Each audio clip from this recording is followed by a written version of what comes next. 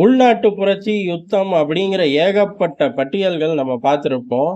எல்லா நாட்டிலயும் இருக்கக்கூடிய அரசாங்கங்கள விரட்டி விடுறது. அதாவது ராணுவம் விரட்டி விடும், இல்ல மக்களா சேர்ந்து விரட்டி விடுவார்கள். இல்ல எதிர்க்கட்சி பெரிய பேரணி நடந்து கலவரத்துல முடிஞ்சு, அதுக்கப்புறம் நடக்கக்கூடியது. இந்த மாரி பல விஷயங்கள் நடந்தாலும், இதெல்லாம் ஆரம்பிக்கக்கூடிய நபர்களுக்கு ஒரு சாலிடான ஒரு பார்வை இருக்கும். என்ன அப்படின்னா, அடுத்து இந்த இடத்துல உட்கார்ந்து எப்படி வழிநடத்தப் போறோம் அப்படிங்கிறது தான்.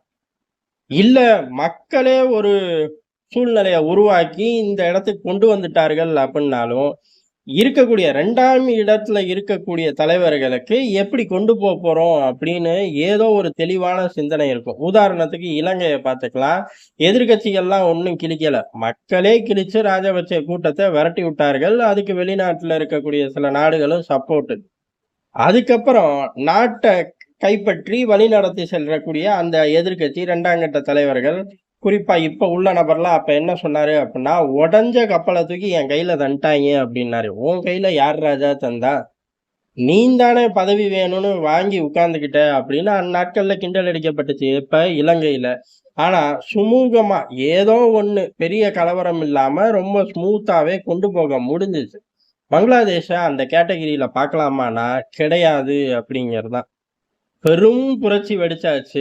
ஷேக் ஹசீனா வெளியேறியாச்சு. இப்ப என்ன ஆயிருக்கணும்? ஆட்டோமேட்டிக்கா எல்லா கலவரங்களும் முடிவுக்கு வந்திருக்கணும்.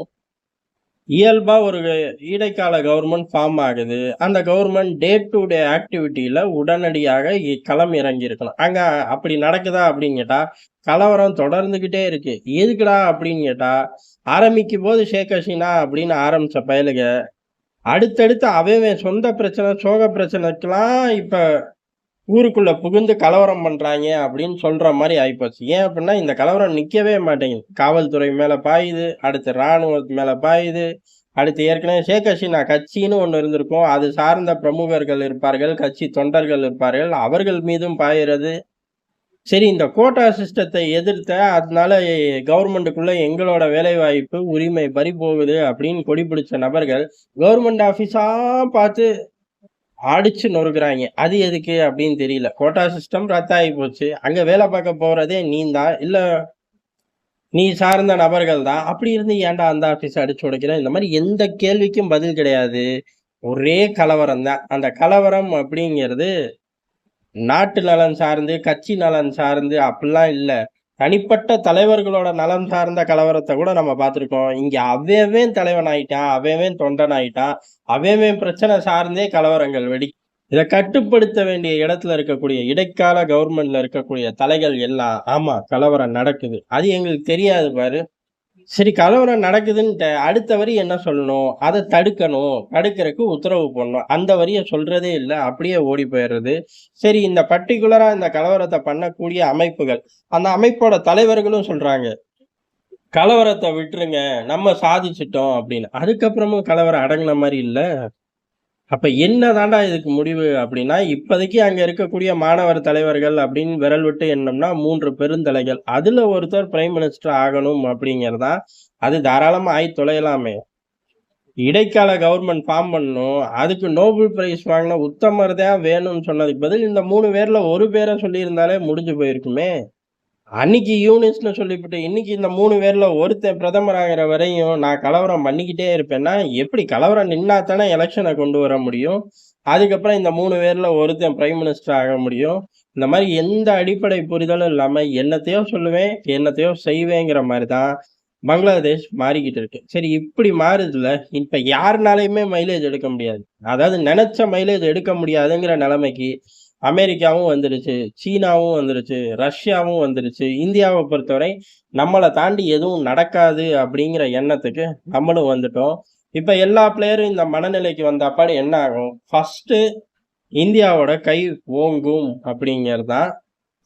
தேர்தல நடத்தி தான் ஆகணும். ஏதோ ஒரு வகையில தேர்தல வச்சு தான் ஆகணும். அந்த தேர்தல் வைக்கும்போது ஷேக் ஹசீனா மீண்டும் பங்களாதேஷ்குள்ள வருவார் அப்படிங்கிற தகவல் இப்ப ரொம்ப வேகமா பரவலாகுது. ரொம்ப அடிபடுது. காரணம் என்ன அப்படின்னா, இந்தியாவா தான் இருக்கும். ஏன் அப்படின்னா, மீண்டும் ஷேக் ஹசீனாவ கொண்டு போறதுல டெல்லிக்கு விருப்பம் இருக்கு. டெல்லி அவர்கள இங்க தான் சேஃப் ஜோன்ல வச்சிருக்கும். அதே மாரி இப்ப பங்களாதேஷ்ல இருக்கக்கூடிய ஆட்கள் யாருமே நமக்கு ஆகாது. குறிப்பா இந்த இடைக்கால கவர்மெண்ட்டுக்கு தலைவரா உட்கார்ந்திருக்க பையன் சுத்தமா ஆகாது. யூனுஸ பொறுத்தவரை சுத்தமா ஆகாத பையன் தான். அந்த பயலால ஒரு அரசாங்கத்த நடத்த முடியுமான்னு கேட்டா, அங்க அரசாங்கத்த கிடையாது. ஒரு அரசு அலுவலகத்த கூட நடத்த முடியாதுங்கிறது தான் எதார்த்தமான உண்மை. சரி, அடுத்த கட்ட இருக்கக்கூடிய தலைவர்களுக்கு எக்ஸ்பீரியன்ஸ் இருக்கே அப்படின்னு கேட்டா, உடல்நிலை ஒத்துழைக்கல. அதனால அவர்களாலும் முடியாது அப்படிங்கிறது தான். அப்ப அந்த நாட்டுக்கு தெரிந்த அரசியல் தலைவர்கள் இல்ல. புதுசா வரக்கூடிய அரசியல் தலைவர்களால நல்ல ஒரு சிஸ்டத்த கொண்டு முடியும். ஒரு கெட்டுப்போன சிஸ்டத்த ரொம்ப போராடி ரவுண்ட் த கிளாக் போராடி ஒரு தலைவனால சரி பண்ண முடியும். ஆனா, அங்க ஒரு சிஸ்டமே இல்ல அப்டின்னா என்ன பண்ண முடியும்? முதல்ல சிஸ்டத்த உருவாக்கணும். அதுல 1000 இடைப்பாடுகள் வரும். உருவாக்குனதுக்கு அப்புறம் 1000 குறைபாடுகள் வரும். அதுக்கப்புறம் தான் கொடிய பறக்க விட முடியும். இதெல்லாம் நடக்கிற காரியமா? என்னமோ தானா கிளஞ்ச மாரி. கொளுத்தி போட்டது அமெரிக்கா, அத பயன்படுத்தி இன்னும் கொஞ்சம் கிளச்சு போட்டது சீனா, பாகிஸ்தான் அப்படின்னு பட்டியல் நீண்டுகிட்டே இருக்கு. இதுக்கு நடுவுல இந்தியாவும் தன்னோட ஆதிக்கத்த செலுத்திக்கிட்டு இருக்கு. அப்படி இருக்கும்போது இப்படி தங்கள் திட்டம் போல எல்லாம் நடக்கும் அப்படின்னு பங்களாதேஷ்ல உள்ள டாப் டூ பாட்டம் இருக்கக்கூடிய ஒரு கூட திட்டம் போட முடியாதுங்கிறதும் உண்மைதான். அப்படி இருக்கும்போது பங்களாதேஷ்ல இப்ப எலக்ஷனை நோக்கி இந்தியா தள்ளுது. அந்த எலக்ஷன்ல ஷேக் ஹசீனா வருவார்கள் அப்படின்னு தள்ளுது. சரி, இந்த அம்மையார் போறதுக்கு, அதாவது ஷேக் ஹசீனா உள்ள போறதுக்கு ஒரு ரோட் மேப் வேணும். அதுக்கு அங்க உள்ள பல கட்சிகளோட இந்திய உளவுத்துறை களம் இறங்கி விளையாட ஆரம்பிக்குது. அப்ப ஆட்டோமேட்டிக்கா சரி பாதி பலத்தோட மீண்டும் தேர்தலை ஷேக் ஹசீனா சந்திக்க வாய்ப்புகள் ஜாஸ்தி.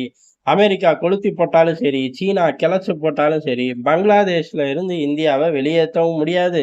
பங்களாதேஷ் நிலப்பரப்பை இந்தியாவுக்கு எதிரா திருப்புறதும் முடியாதுங்கிறது அந்த காலத்துல இருந்து இந்தியால எந்த கவர்மெண்ட் இருந்தாலும் சரி, இந்த விவகாரத்துல நம்மள அசச்சு பார்க்க முடியாதுங்கிறது தான் எதார்த்தமான உண்மை.